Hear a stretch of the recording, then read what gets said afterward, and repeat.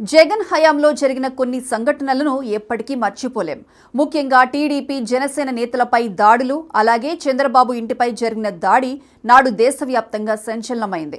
దశాబ్దాల రాజకీయ అనుభవం, అలాగే సుదీర్ఘకాలం పాటు సీఎంగా పనిచేసిన చంద్రబాబు ఇంటిపైనే నాడు వైసీపీ అల్లరి మూకలు దాడికి తెగబడ్డంతో రాష్ట్రం మొత్తం ఉలిక్కిపడింది.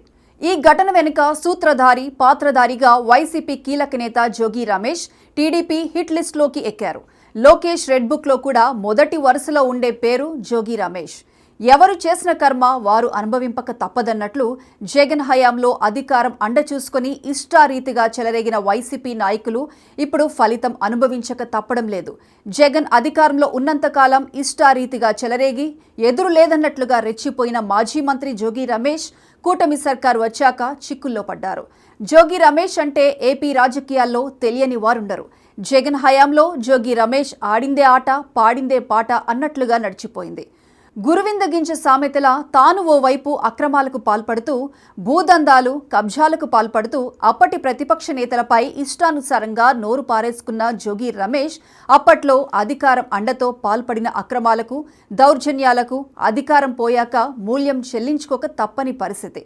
ఉండవల్లిలోని కరకట్టను ఆనుకుని ఉన్న చంద్రబాబు నివాసంపై పెద్ద యుద్ధాన్ని ఎదుర్కొనే తరహాలో పదుల సంఖ్యలో కార్లలో పెనమలూరు నియోజకవర్గం నుంచి బయలుదేరిన జోగి రమేష్ అప్పట్లో తీవ్ర కలకలం సృష్టించారు.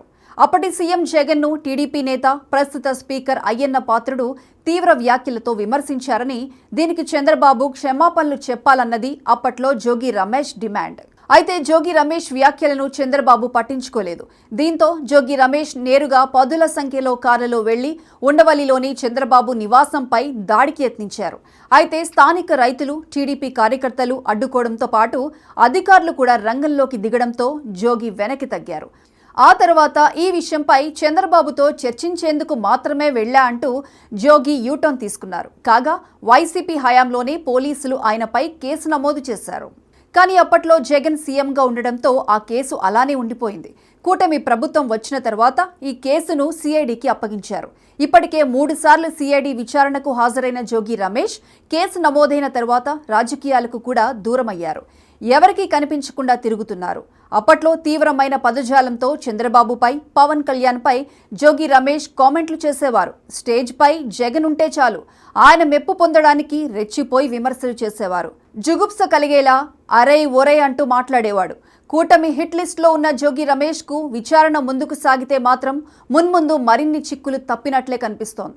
కూటమి హిట్ లిస్టులో ఉన్న జోగి రమేష్కు విచారణ ముందుకు సాగితే మాత్రం మున్ముందు మరిన్ని చిక్కులు తప్పనట్లే కనిపిస్తోంది.